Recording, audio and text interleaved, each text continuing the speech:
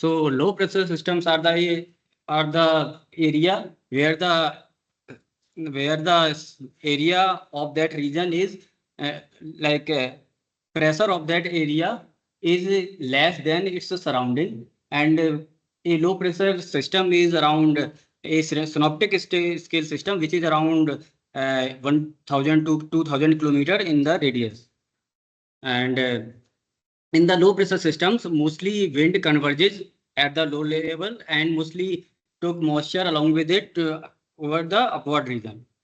And mostly in the northern hemisphere, wind circulate around these lows at the low level in the counter anti-clockwise direction, and in the southern hemisphere, they wind circulate in the clockwise direction.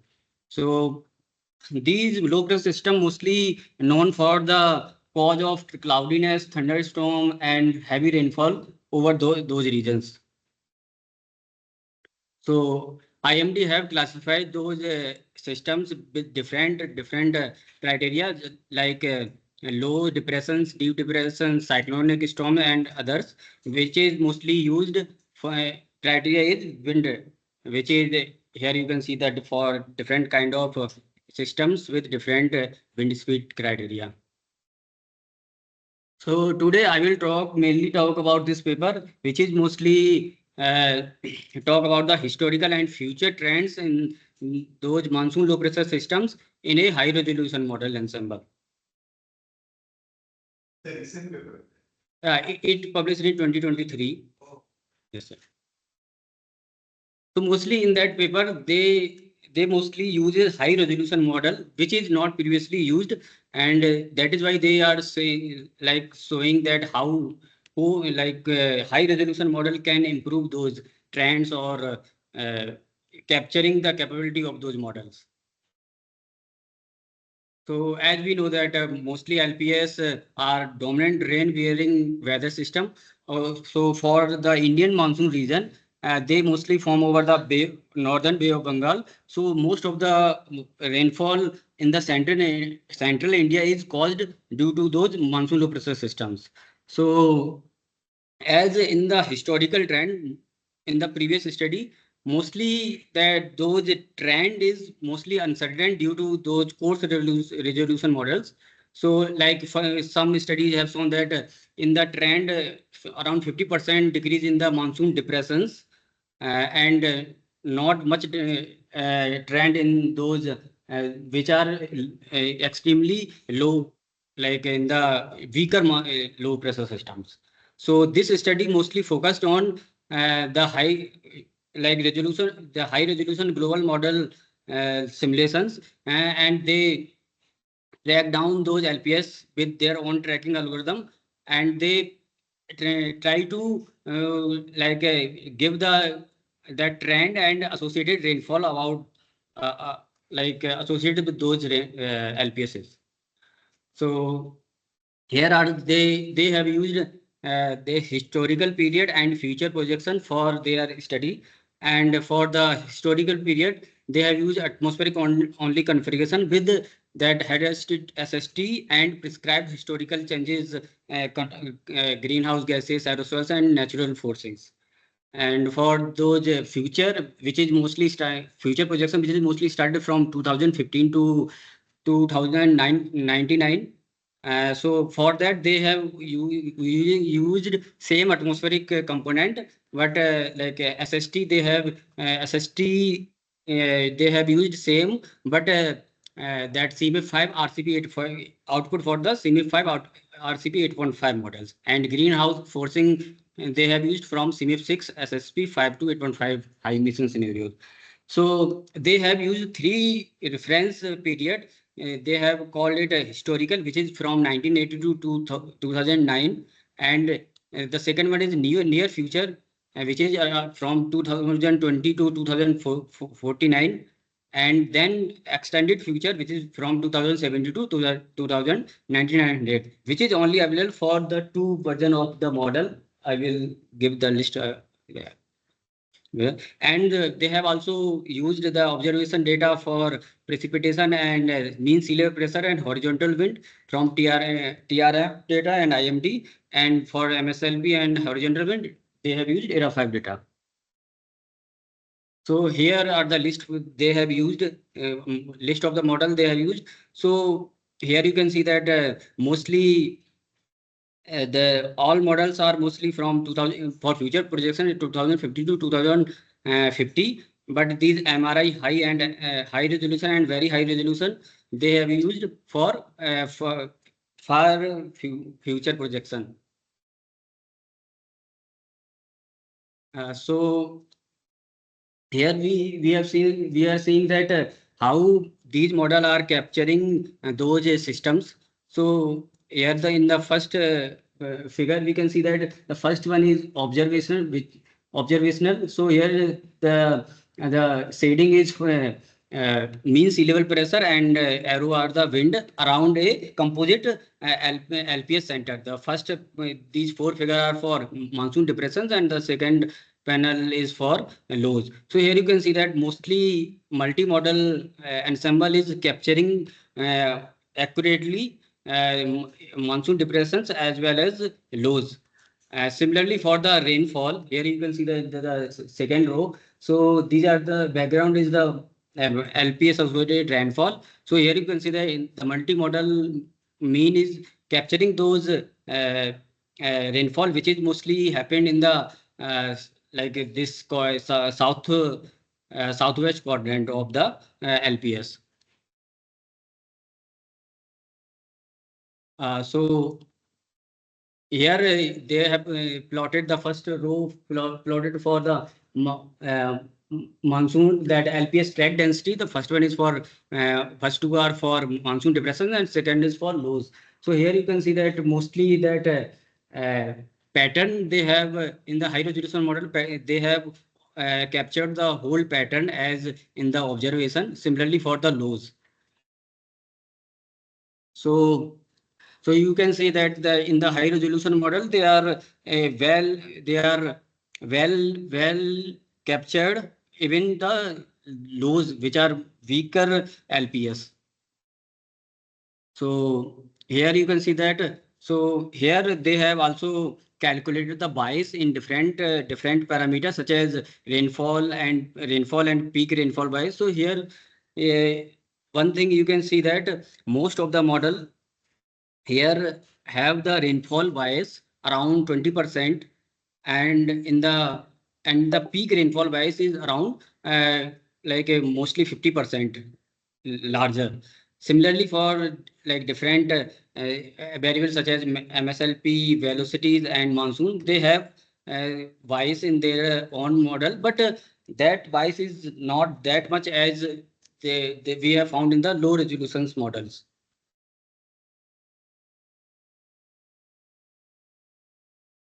And here we have they have shown that the how seasonal count of like monsoon lows and depressions and overall LPS has been found in the different type of models. So if we see the panel A, here you can see that the first one is reanalysis and all other panel are for the model simulations. And here in the color bar, that color shows mostly the if it black one is for 1950 to 1970, which is historical, and 1980 to 2009 that is also the historical, and 2020 to 2049 there is near future, and the 2070 to 2009 that is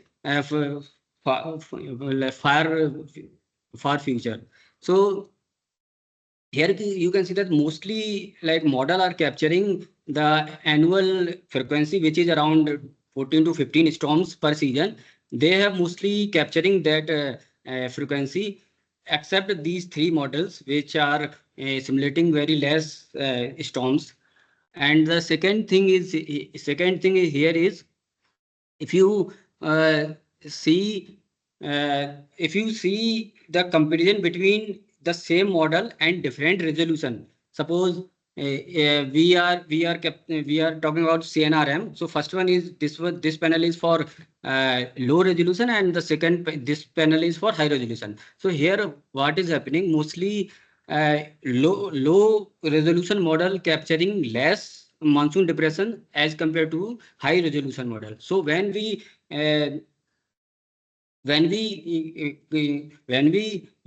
go from low resolution to high resolution, mostly monsoon depressions form more, and as similarly low press lows, which is less intense, they decreases. So these kind of resolution thing is there in mostly all the models. Similarly for MRI high resolution and very high resolution, that change can be seen. And if we consider the three period, as first one is the historical period, we can see that the ensemble mean shows a decrease in the number of strong LPS, which is monsoon depressions, around 15% per, uh, and there is no trend in the weaker LPS, which is monsoon lows. So if we here you can see that mostly lows are mostly similar, but when we consider depressions, suppose we are CNRM high resolution model, so here that blue color shows the historical, and yellow color shows the near future. So here you can see that the monsoon depressions slightly uh,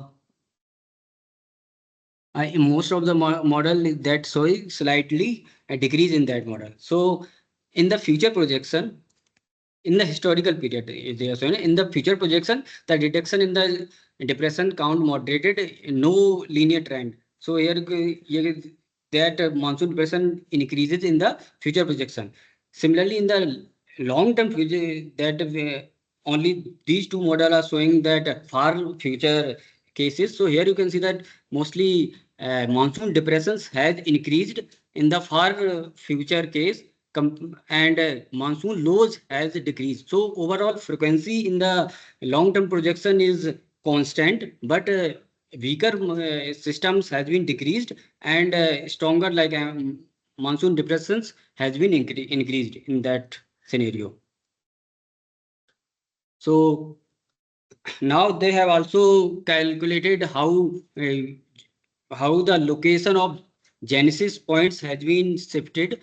So for the near future, they have seen that mostly that there is a shift, northward shift in the genesis of those systems, and this is enhanced in the far future case. Or so, but in the far future case, it is mostly shifted towards the northwest direction. However, in the near future, it is slightly shifted towards the north direction, which is mostly previous work have also shown that in the climate change scenario, mostly that LPS activity is shifted towards the northern pole region.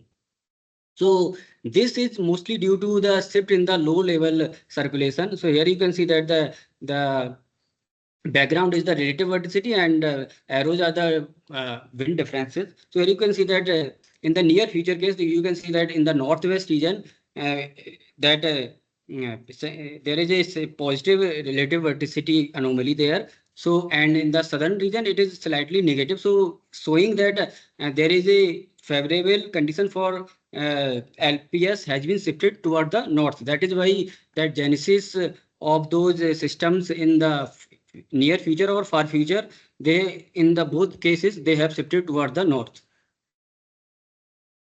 Similarly, when we come about the rainfall rate, so in the ensemble average, here you can see that the blue one is the multimodal mean, and red one is the multimodal mean, not multimodal, but only for two cases MRI mean only. They do two models which simulating for future case.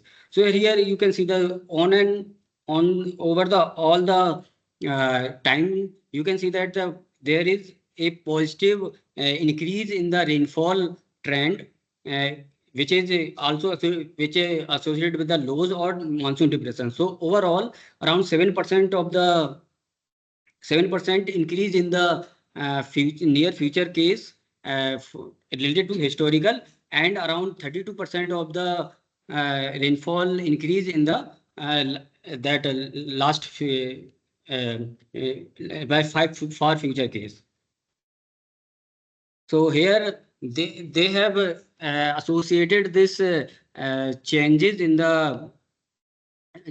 the rainfall with first we try to change associate with this specific humidity, which is not like which is not directly associated with the rainfall. So they have seen that the changes in the mean sea level pressure around that monsoon low pressure systems is somehow enhancing that rainfall, because most of the cases that monsoon mean sea level pressure anomaly has been increased as mostly as rainfall has been increased. However, the surface temperature in all the cases is mostly similar, like for the near future as well as the far future. Even in far future, they two guess the temperature is mostly similar in both the cases. So now the they have also shown the LPS contribution to mean and extreme rainfall change. So here for the first that the first panel shows the for the near future and the second panel shows for the far future case. So here you can see that the total rainfall has been increased uh, in the near future case, and rainfall which is associated with the LPS is increased in mostly over the that northwest region. So here this is the ratio how uh, like that rainfall has increased in the LPS relative to the total rainfall. So as we have seen that mostly that genesis has been shifted towards the north. So mostly rainfall associated with the LPS is increased in that region only. Similarly, for far future case, you can see that there is dipole structure kind of thing, which is due to the shift in the monsoon LPS genesis points. So these region is mostly enhancing the rainfall, which is due to the LPS. Similarly, for the extreme rainfall events, you can see that overall in the near future or the far future, extreme rainfall events has been increased. Uh, and also those which are related to LPS, they have also increased. But you can see that in the near future case, the ratio is slightly negative, which is we can see that the extreme event related to LPS is not changed as much as overall extreme events have been changed. So similarly for the far future case, however, in the northwest region, they have like more extreme event change due to the LPS, but over the mostly over the Bay of Bengal, they have been reduced. There is an increase, but a ratio which is like total precipitation that is reduced due to the shift in the genesis of those LPS, which is towards the northwest. So here we can conclude that in the historical period, around a modest decrease of 15% in strong LPS was observed, but no trend in the weaker LPS. In the near future case, the ensemble mean projects no detectable linear trend in the total LPS count. And in the long term, the historical decrease in the depressions reverse, which is increased, and lows decreased, keeping the total LPS count roughly constant. And you can see that a notable shift in the LPS genesis towards the northwest from ocean to land, and around 7% change in the near future case, and around 32% change in the extended future case in the rainfall. So here you can see that these changes in genesis location and precipitation rates are expected to contribute in the projected future increase in the seasonal rainfall and precipitation over those regions. So currently, there is a LPS forming over the northern Bay of Bengal, which is here you can see that this is the forecast made on with 1 September for 2 September. So here you can see that there is a cyclonic motion here, and which is forming over that region, and this is for the next day, and it is moves it slightly towards the west, and it is like raining, it is bearing rainfall along with it. So here you can see that on the 2nd September, this region is mostly giving the above rainfall, which is mainly due to this that LPS formed there, and this is for today rainfall till 8:30 p.m. 8:30 a.m. So here you can see that that region is mostly enhancing the rainfall for that region. Also, here you can see also see that there is another low kind of structure here formed, which is so it is giving enormous amount of rainfall in that region too. Here in the both region you can see, even in the observation you can see that here the above rainfall has been received in that region.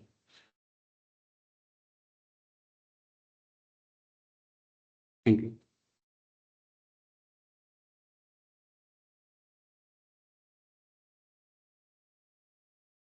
This year, a lot of, how many girls in this year? Total? Many, right? Yeah, this is around. 300 at least. Yeah.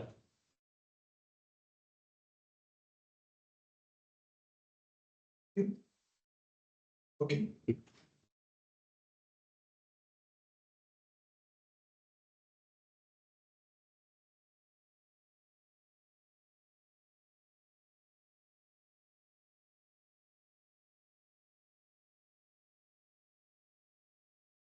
So we across 3 months of the monsoon, and things are going pretty well.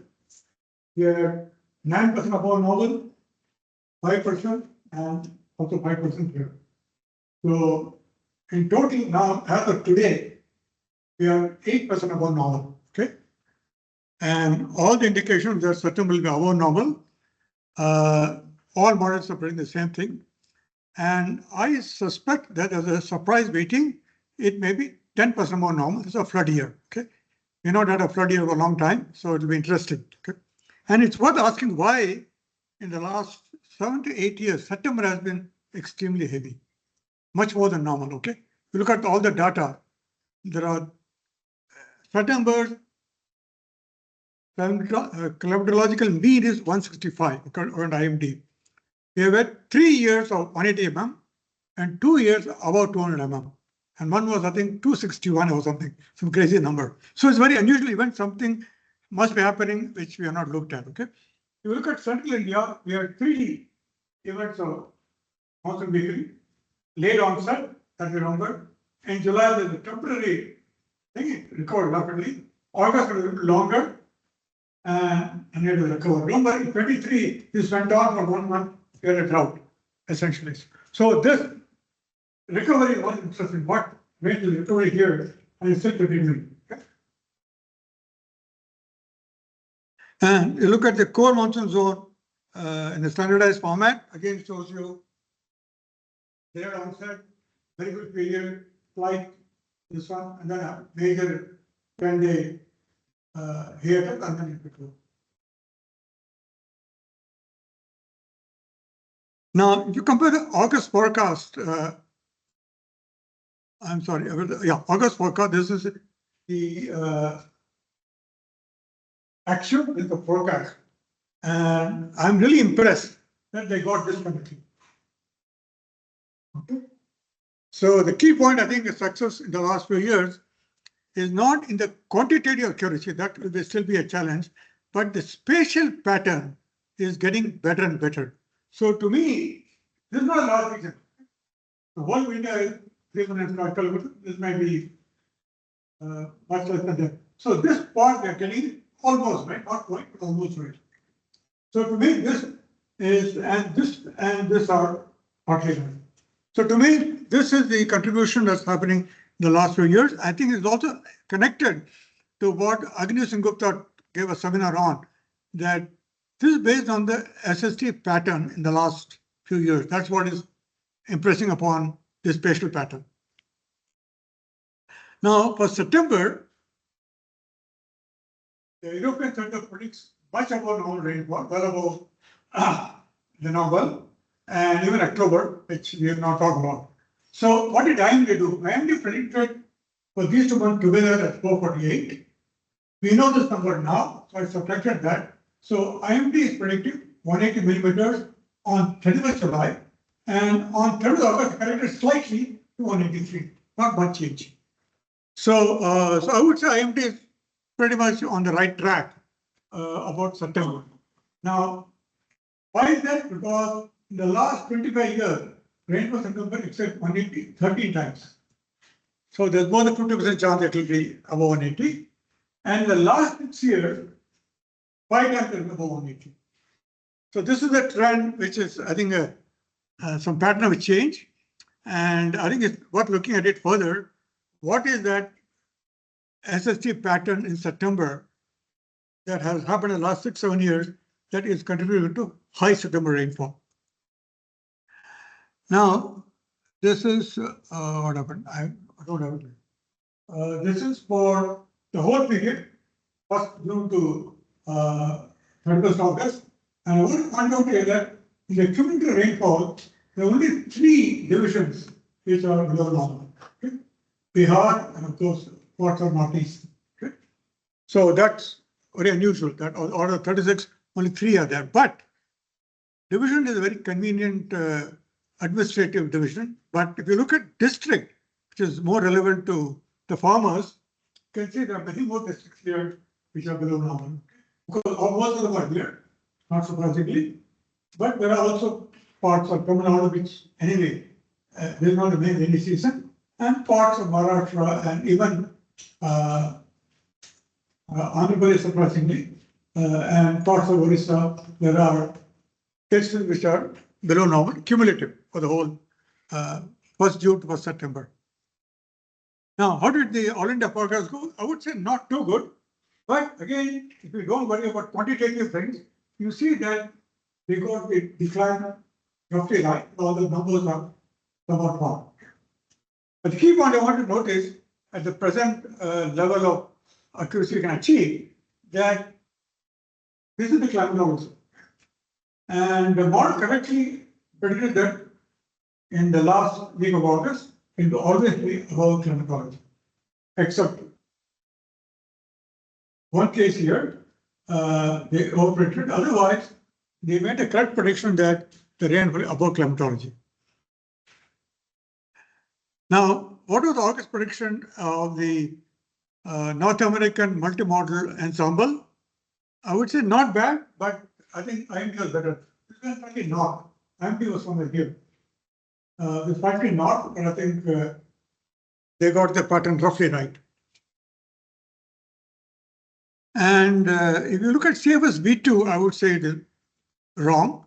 They got it too far up, and they didn't get this portion correction. Okay. So CFS V2 is also part of NMME, but other models must have completely counteracted that. And this is, I'm sorry, this is NMME, I'm sorry. Now, this is based on, I'm sorry, I'm not seeing it, different NIFT condition. You can say this is not the July condition, but earlier June. I can't read that. Can I read that? I can't. Conditions are not, okay.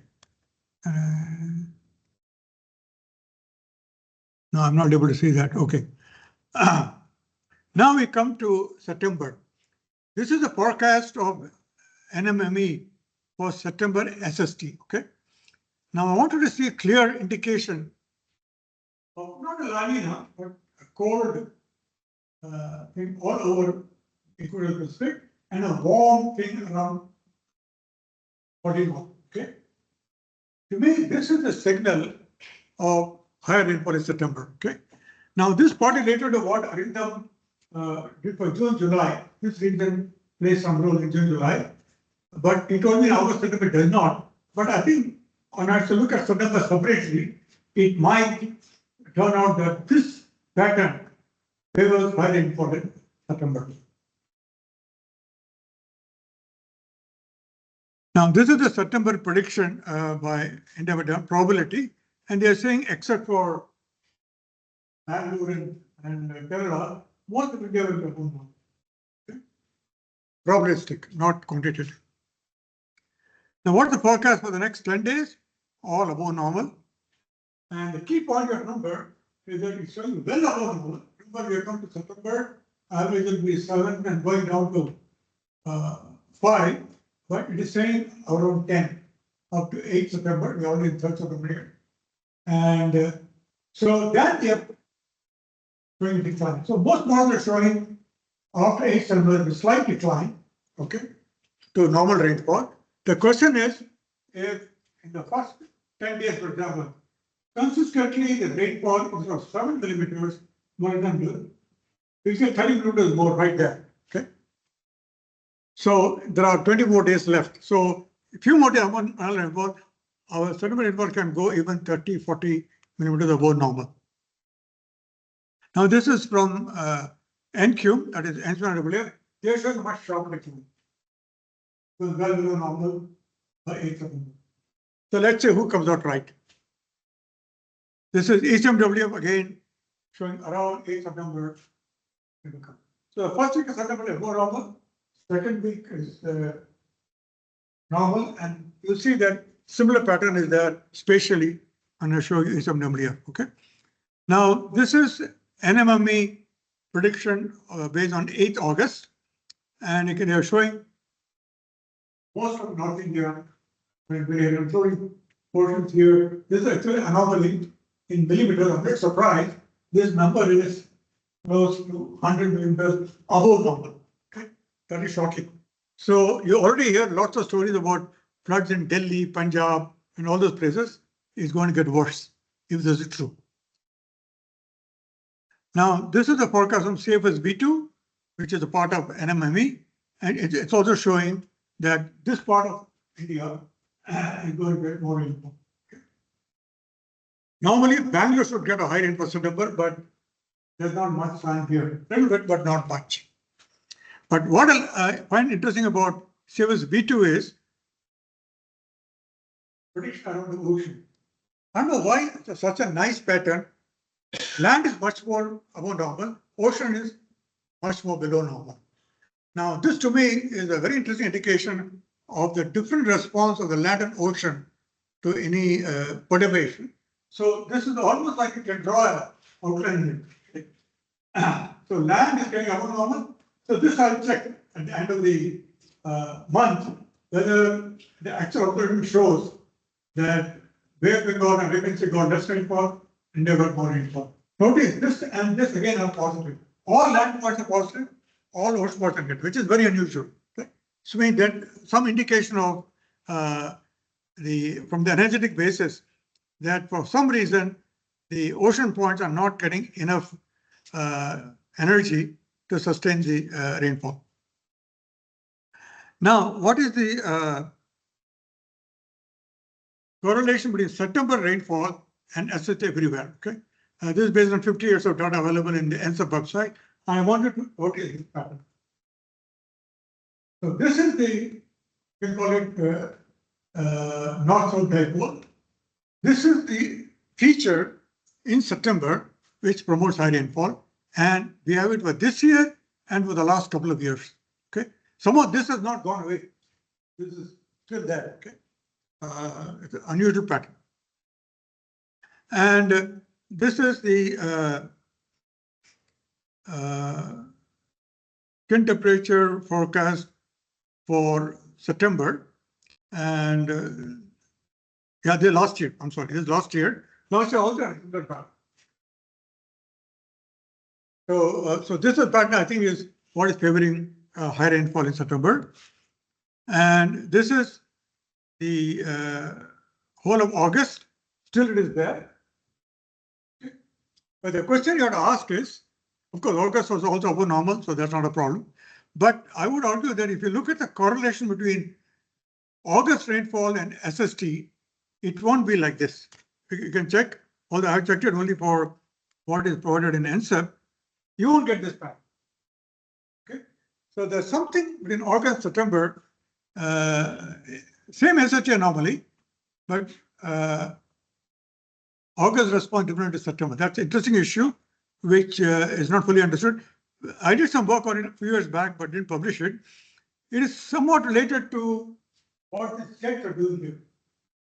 Slight move to the jet to the north-south has an effect on the Indian monsoon, but the quality of data we have not good enough to convince people.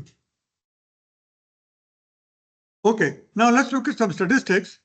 You know, June to August rainfall, okay? They are somewhere here. And what is the September rainfall? There's a whole range here. Okay? Not easy, okay? So September has its own mind, okay? So it could be as low as in some years 125 and as high as 250. Okay? Whole range of numbers. But the key point you can see that higher the rainfall in June to August, September will be definitely be not here but higher. But there's a huge range of values.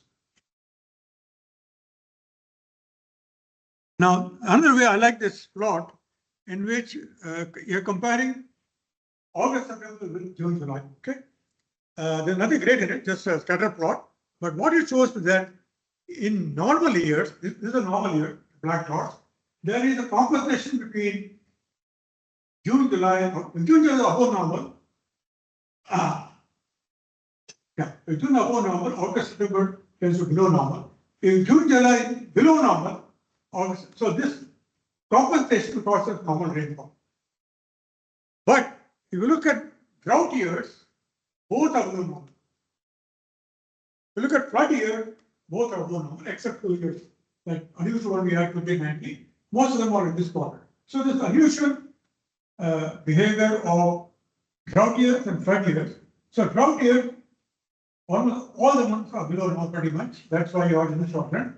While in the flood years, except a few exceptions here, which was below normal in June, but well above normal in August, September. Most of them were in that quarter. That's, but this has nothing to do with El Nino, La Nina, it's nothing. Just a pure documentation of what's happening as a monsoon progresses. But now, you look at each month, June, July, August, September, compare with 4-month average, okay? So this all of you know already, which I remember also. June is very poor predictor of what will happen. 0.36, okay? So June is very different. July is not surprisingly 0.6 or 0.63, but the highest is okay? Which is surprising. Whatever the withdrawal phase of the monsoon, you would think it won't happen, it does, okay? So among the three, of course, not very different, but these 3 months pretty much decide what is the daily year. This month is pretty much irrelevant, okay? And I've shown dots comparing to El Nino and La Nina. So you can see that in El Nino years, you are on this side, in La Nina, you are somewhere here. Now, how about this year? This year, the Nino 3.4 is getting close to being a La Nina. It's minus 0.4, okay? But I'll warn you, depends on which website you look at, okay? So one of the websites shows minus 0.8. Now, this is a peculiar problem we are facing in the last, I would say, 20 years because of global warming. See, whenever you look up Nino 3.1, now please check what is the mean they are subtracting. The mean they are subtracting is, let's say, the last 50 years, it will look much higher. But if they subtract the last 20 years, it will look very different, okay? Because of global warming, okay? So that's why if you look carefully at some of the papers published in this, the people are more careful. They suggest that the anomaly should be with reference to the tropical mean. Because the whole tropic is increasing in temperature due to global warming, okay? So as far as El Nino non is concerned, it is spatial pattern is important, not just the magnitude, okay? So you should remove any continuous warming that's occurring for the whole of the tropics. So many people just remove the tropical mean temperature from the discussion. So you have to be careful. So I go by Australian Bureau of Meteorology, they are saying around 0.4, others saying 0.6, 0.8. But the point is, it's going towards La Nina, definitely, okay? And that's what is making September one of the reasons. And now what IOD has gone crazy negative, okay? But it has no impact on the Indian monsoon. Okay? So all the people who talk about IOD and monsoon have to be careful, because IOD responds to the changes in monsoon. So you cannot really use it for any prediction or any understanding, because this is responding to what's happening in the Indian monsoon. And again, to show the September rainfall anomaly and September August, 3.4. We know this line is not minus 0.4. So we are somewhere, yeah, we are with the line. Okay. And so, according to this line, we are in this region. Okay?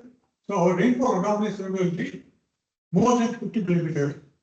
So 165 plus 50, 250. Okay. I am saying 180. Okay. I think 250 will come out right. If that happens, we'll have 10% above normal. It'll be a flood year, and IMD will be wrong. Okay. IMD did not predict a flood year. It predicted a normal year. Okay. So next three weeks will decide whether this year will be a flood year or a normal year. And to make it more further, if you have September data, we don't have it now. If you have September data, even more clear where we are. 50 millimeters from normal. Okay. That's what is the clear indication. Okay, then if you want, you can do it in terms of cumulative. You can see that on the top here, the range is quite narrow. To do JJS, the range is quite narrow. Within our 100 millimeter range, you have to be. Okay, let's look at forecast of Eastern Miller. It predicted correctly that the last week we will not get much rain, and rain will be mostly here, and a lot of rain was there in the region. That's correct. Next one, present week, and this was currently predicted. Very heavy rainfall right across Jammu and Kashmir, Himachal, Punjab, Delhi, all of it, huge flood, correctly predicted. Okay. And what I find interesting about this year, which I have not looked at the previous year, is that there is a whole link here in this and this. Okay? So it's worth asking, what is the special feature of the circulation which causes this kind of pattern? Now we come to the next week, as already shown in the All India rainfall will be normal in India. Maybe Gujarat and maybe Pakistan, but most of India is normal, we have below normal in the western coast. Of course, this indicates the zonal wind is weak. That's all it indicates, because of orographic rain, so it has a local effect there. Then you come to 15 to 20 September, then it revives here. It is above normal in North India still, and whole of the region is below normal. Okay. And last week, September, normal, nothing, no signal. Okay. Now, what's the prediction from IMD? The present week is 44% above normal. I think they were roughly right. Next week is down to 8%, all India. Okay. But remember, like all other, there's nothing here, broken here. So it's not withdrawing yet. Then you come to September middle, it shifts, okay? And then September end, it's like middle. So it's showing a clear transition in the middle of September. So it is about 3%, 6% above normal, and then 4%. Okay. Now let's look at a few issues. Hearing a lot of media covering about cloudburst, okay, which I think is completely mistaken. Now, only thing I can confirm is what happened in Jammu and Kashmir. First, I look at the daily rainfall from IMD. IMD reports data from 600 stations every day. Okay, but what I find confusing is that those stations are not same every day. It keeps changing. Okay, stations which have no rainfall, they don't report, and some other stations, some mistake, they don't report. So that data is not continuous, station data. Okay, but still, if you look at the overall picture, it's very interesting. So on 27th August, Udampur was still 30 millimeters. Okay? And nearby places, so this was one which caused one whole bridge to collapse. So this is a cloudburst. Why? Because 630 millimeters in one station, daily average, means that during the day, it crossed 100 millimeters per hour for a short time. Definitely, because rainfall is not continuous, right? So this is a clear evidence that this definitely was a cloudburst. So this is correct. But this is not true for Dharauli in Uttarakhand, which happened last month, or some other place, including Delhi yesterday. It was about 90 millimeters rain. But Delhi, like every other city, is built badly, so it rains, it gets flooded, but doesn't mean cloudburst. Now, this is a good data of IMD has a few stations where they record data every 15 minutes.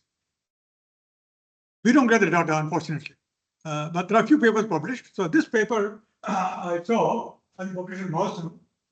This is in Dehradun 8 years back. You can see for 1 hour, it was about 100 millimeters. Okay, 1 hour. And before that, it was quite low. So this is the cloudburst, there will be problems. But if you take the daily mean, you can answer like 120, 130 or something like that, daily mean, but it all occurred in a matter of 1 hour. So this is quite common. But I would say because the rain gauge density is not that high, one can talk about cloudburst for 2 or 3 stations record 120, 200, then one can be having some potential for. So I'm giving you one example here, remarkable one. On 29th August, Telangana, 270, 240, 220. Amazing. 3 stations all nearby. Those of you who don't know geography, go look it up.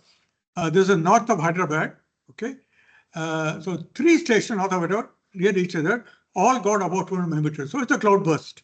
So it was quite bad. And not only that, many other stations get 160, 160, 150, 150. I mean, this is remarkable. The first time I've seen more than 8, 9 stations. Sorry, here. It continues till here.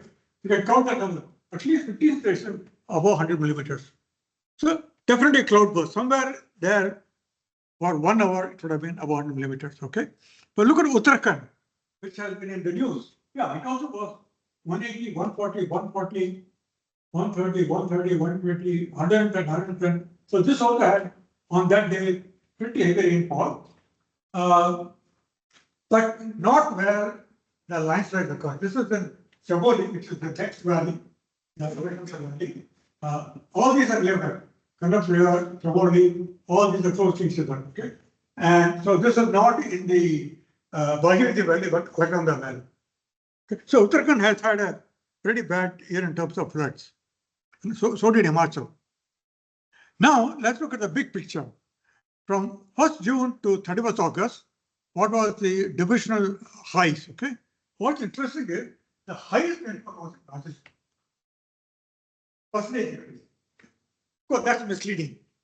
Rajasthan is a low rainfall state, so even 100 millimeters will make it the highest. Okay.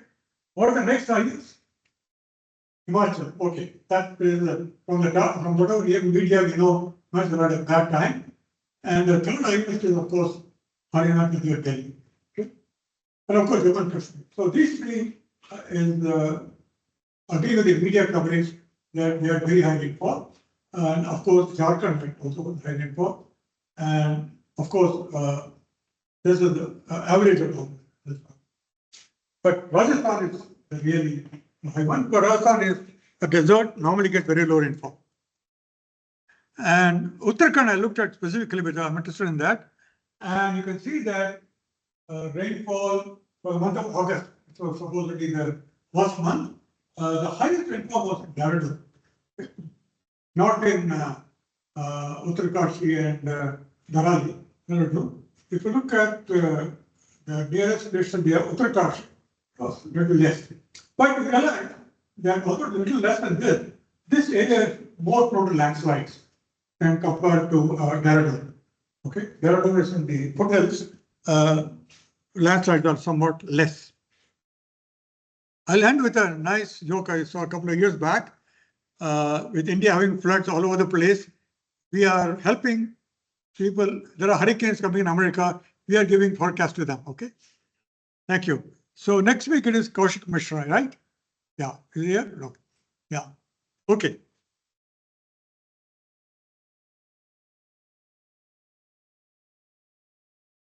Yeah. You mentioned about setting of jets. Ah. Why the setting? They don't do that. But I will check. I